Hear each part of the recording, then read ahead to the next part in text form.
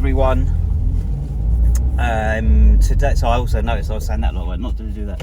Right, today is a sound comparison day. I've bought an exhaust for my 30th and I'm going to fit it. I'm going to do it at home. I'll drive it up onto some bricks and that'll give me enough room underneath. But we're going to go out for a little sound test, like a before and after. See if someone lets me out. Nope, but the bus driver is. Okay, so I've already let the car warm up, so I already went for a drive, and yeah, so I didn't realise that I was talking before I started the car, and I started the car and then that switched the phone off and I didn't restart it, so there we go. Right, the car in front has got its hazard lights on with no, because that makes sense to do that, doesn't it? Rather than just indicate. Right, here we go. 6,000, 7,000. It's too quiet.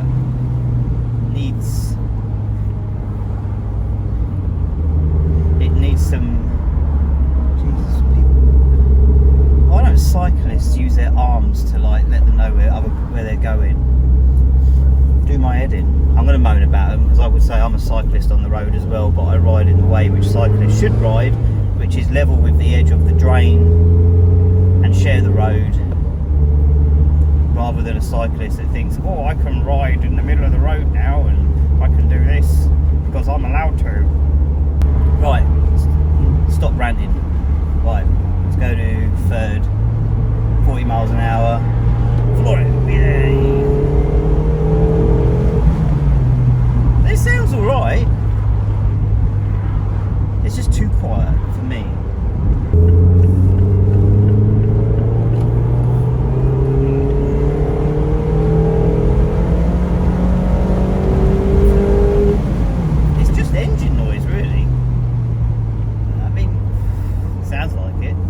You are getting some exhaust, but it's just way too quiet. I hope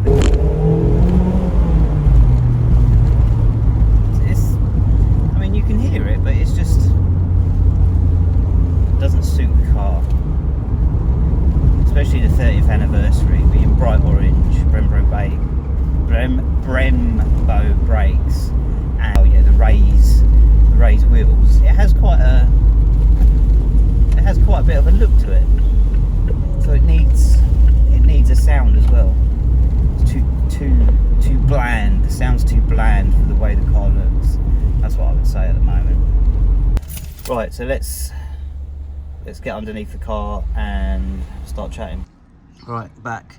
So I'm at home. I've got this really safe solid brick underneath that wheel, and that really safe solid brick underneath that wheel, and I've already removed the back box. So anyway, exhaust is off and they're here. So this is, yeah, the Goodwin Racing Street exhaust. So as you can see, the pipe, that's it. It's straight through, but there's a Helmholtz harmonic chamber, which is this, which is connected here. So let's get this right. So in a simple explanation of this, there's pulses that are generated on the engine exhaust and travel down the exhaust to the tailpipe, and noise and these pulses have an effect on the end result.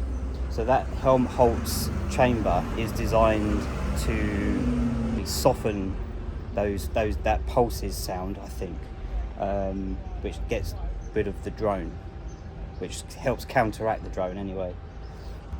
I looked at this and thought, do you know what, I could have a good go at maybe copying that, but I know I wouldn't have got the let's take that off in a minute. I know I wouldn't have got the same quality as that.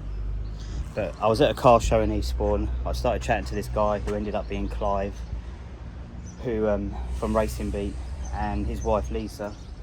We started chatting about the exhaust, and yeah, I ended up getting one.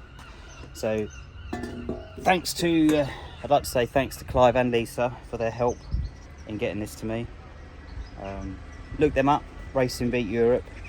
They do a lot of stuff for the MX5s and RX7s. So appreciate them for their help getting this exhaust. So I think now is the time to put it on. I'm super excited. Right, let's see how that goes. I'm doing this in a brand new t-shirt which I bought in the week as well. I'm just too excited. I should go and change, but I just can't be bothered. Alright.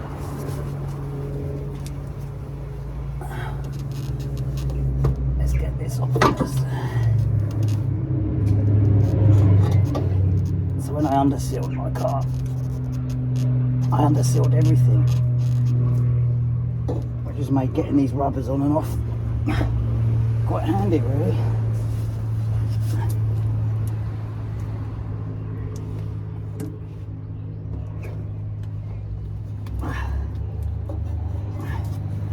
And if anyone's wondering what that white thing is on my arm, on Friday I cut myself really badly at work, which, to be fair, on Friday I didn't think I would be doing this, but I woke up Saturday morning and I was feeling good, but I had to go to hospital and get it glued.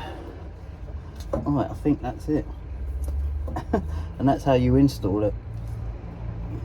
Pretty damn easy, really. Let's do the tip revealing together. I'll get my tip out. I think that's where that wants to sort of sit. I think that's in the middle. Right. Let's get a shot. Oh, that's a pretty good shot of it up there anyway, isn't it? Less space, looks better. Alright, let's see what my tip looks like. There you go. Oh. Yeah.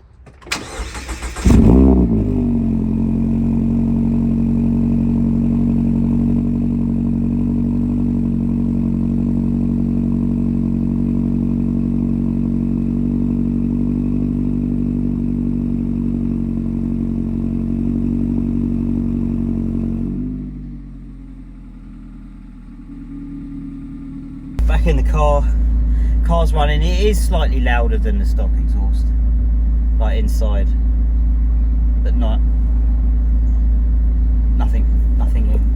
invasive. Okay, so far so good. I am going uphill. It's quite a steep hill, so that's just not under normal acceleration there.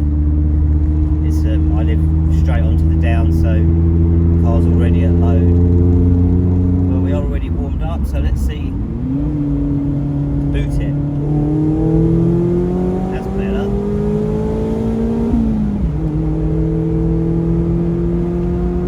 I can hear it now.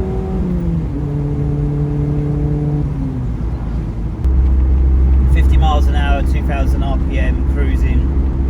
Nothing. Slightly louder than stock, but no drone there at all. Fifth gear,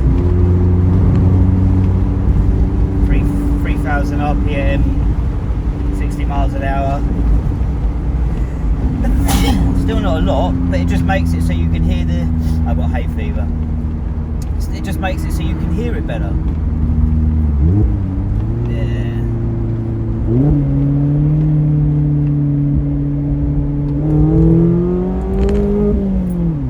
Yeah, do you know what? I'm happy with that.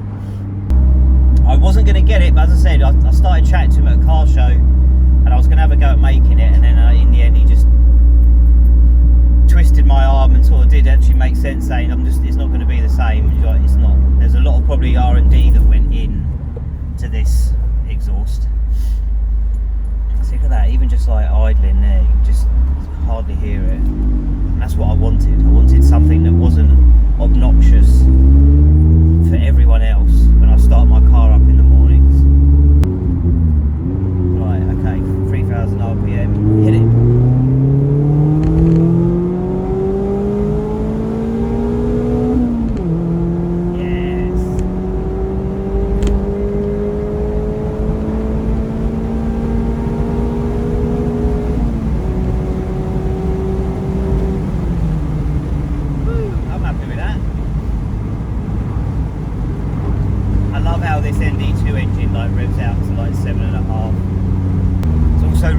moment everyone sort of tries to compare these MX5s to the S2000. Completely different car, completely different platform, completely different time.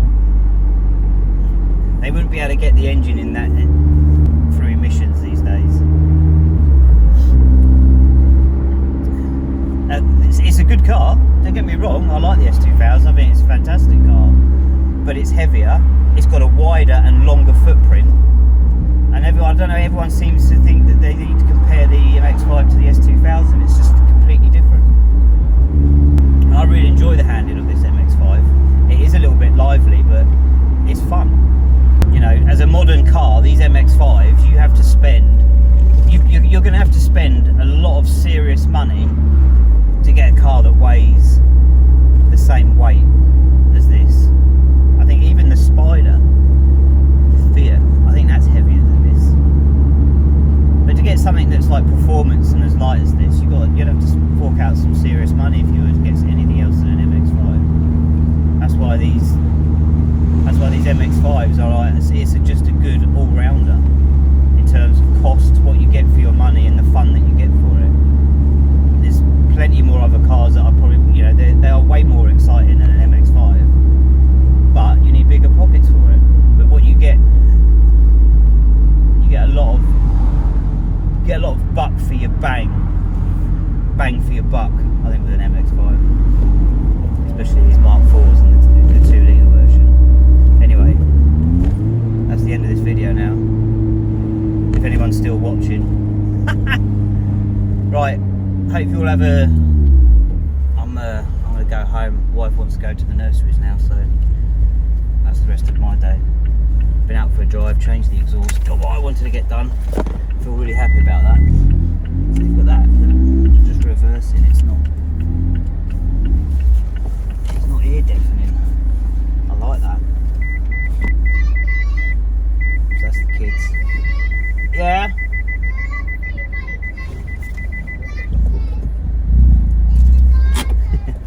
Yeah, alright, but I'll be in a sec. Right, that's the end of this video. I hope you enjoyed it, and I did waffle on too much, which I think I did. And if anyone's still tuned, have a good day, and we'll see you on the next one.